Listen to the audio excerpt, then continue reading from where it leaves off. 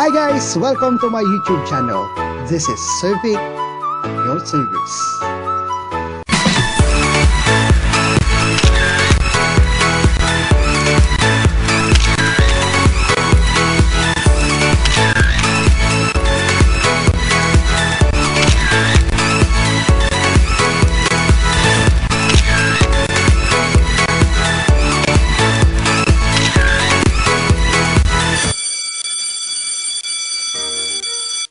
Since this is my first ever vlog, sa mga susunod po natin na magiging vlogs dito sa ating YouTube channel, dito nyo pa po ako mas makikilala sa pamamagitan ng mga topics na ipapakilala natin.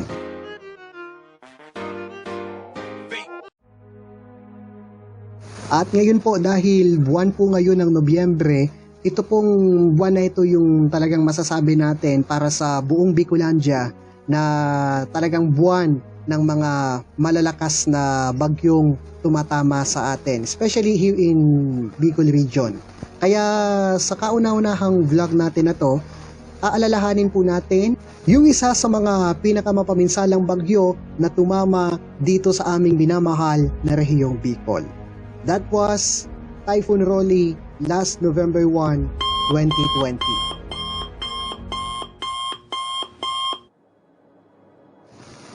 A week before the typhoon, tumama na yung Typhoon Quinta dito rin sa may parte ng Bicol, isang Tabaco City, especially sa Bicol region.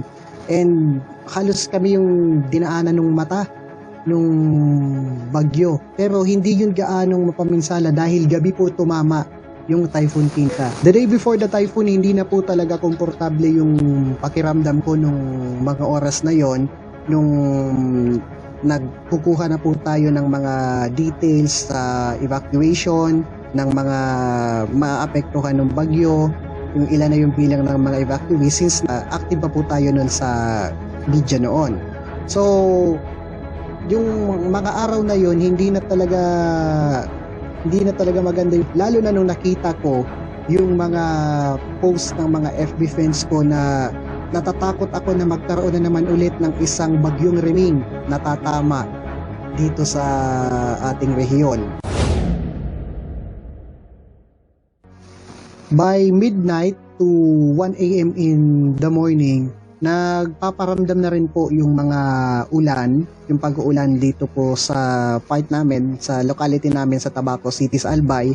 And actually, nagising po ako noon dahil po sa visit na NDRRMC ringtone pag may mga emergency messages.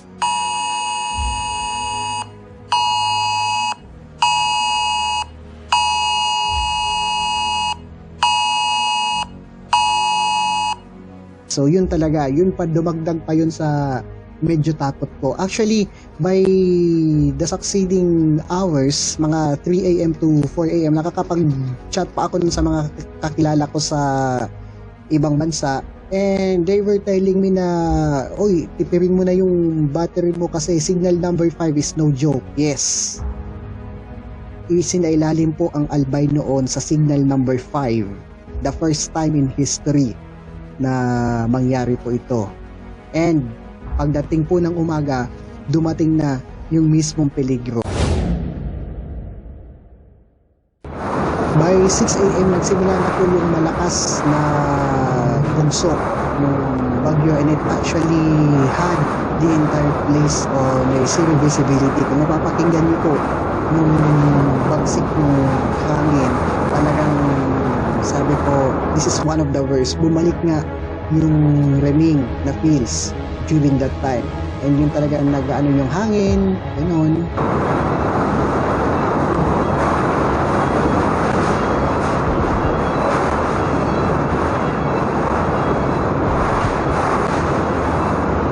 Napapansin ko lang din, pag mga malalakas na bagyo, tumatama siya pag merong sinag ng araw.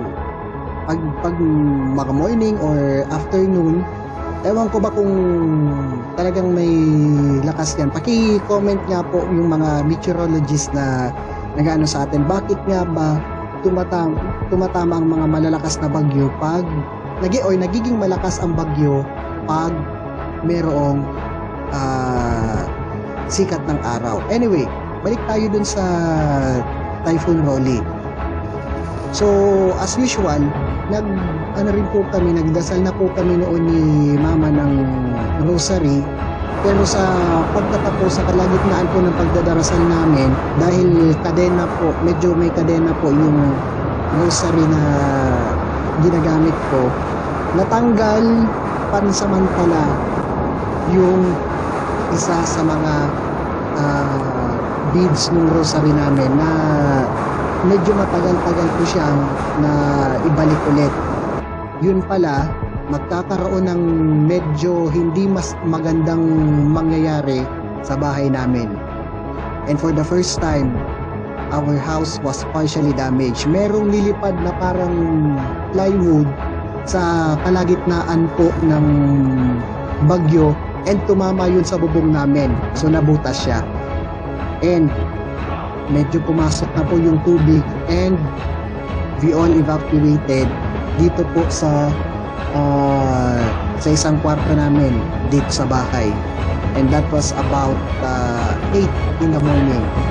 Tapos maya-maya sa kalagitnaan po ng malakas na hangin, merong tumawag na parang magpapasaklolo din. Yun pala yung mga kapitbahay na namin dahil medyo na wash out na rin yung kanilang bahay. So, in-accommodate muna namin dun sa isang bahay sa tabi namin. And yun po yung mga sumunod na nangyari. And by 9 in the morning,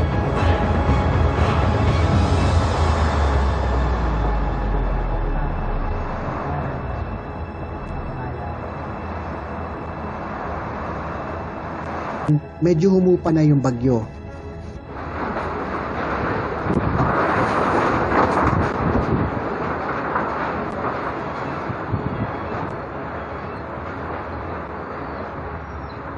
Ano oras po mga katiwala, digdi sa syudad ng Tabaco, eksakto na pong alas 10:30 ng pagkaaga, asin sa paghiyupo na po kay ning dagkuros kang bagyong si Rolly, matatanawan po digdi sa satuyang location sa Barangay Panan sa syudad ng Tabaco ang naging distroso kang bagyo sa mga kaharungan po digdi sa naunang bitan ng lugar.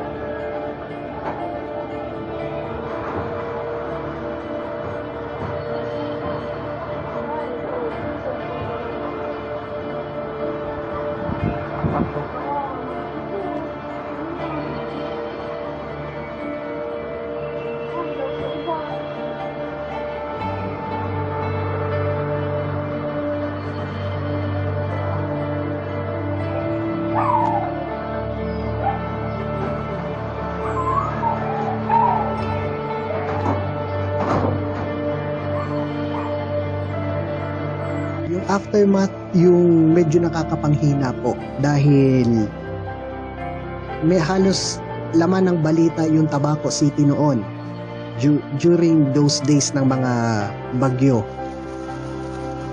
And yung hapon na pagkatapos po ng bagyo, sumikat ulit yung araw na para bang walang nangyari.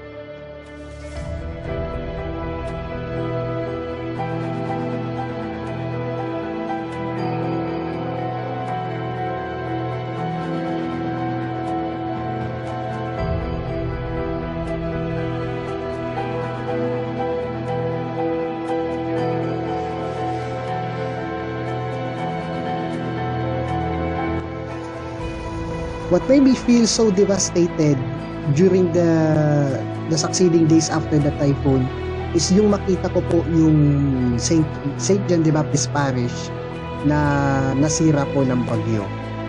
Dahil Saint John the Baptist Parish played a very important role sa pananampalataya ko po. Especially yan po yung simbahan kung saan ako bininyagan, Yan po yung simbahan na ginamit ng parish namin para doon po kami magawa ng sakrament ng kupil.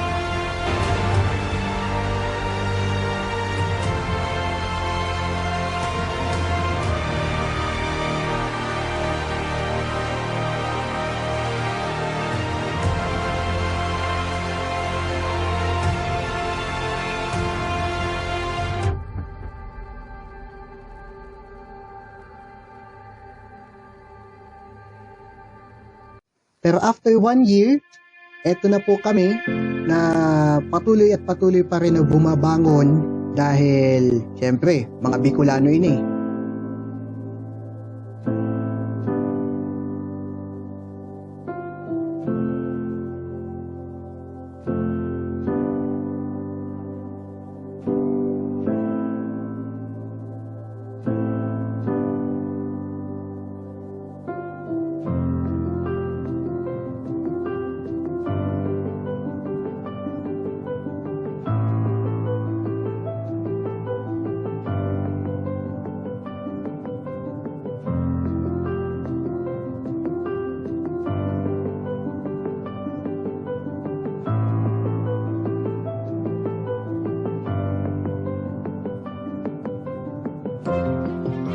And yung hinihingi natin dito ay yung patuloy na suporta, especially sa mga nasasalanta ng mga ganitong klaseng kalamidad. Dahil after po nung bagyong Rolly, hindi po biro yung halos sunod-sunod kaming dinaanan ng mga bagyo noon.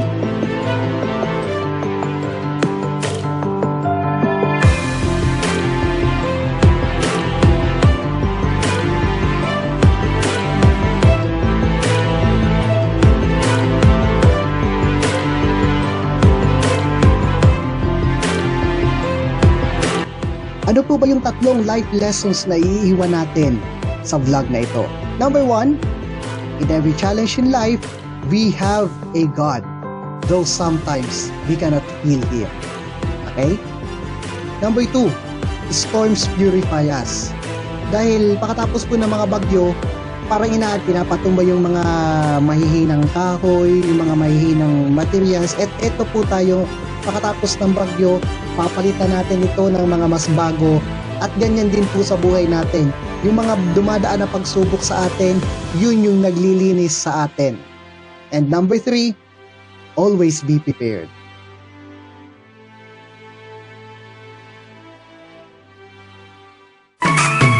And there you have it. Thank you so much guys sa pagsuporta po sa ating kauna-unahang vlog dito po sa ating YouTube channel. Don't forget to like, share, and subscribe for this YouTube channel para po sa mga existing na videos natin at para po ma-update din kayo sa mga susunod pa nating videos na gagawin. Once again, this is Sir Vic at your service. Diyos mabalos po kan sa indong pag-antabay.